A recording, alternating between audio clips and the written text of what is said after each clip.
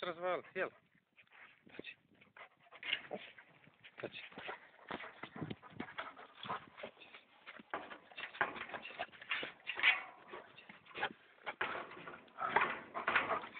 Evo, sklan seba, hvala.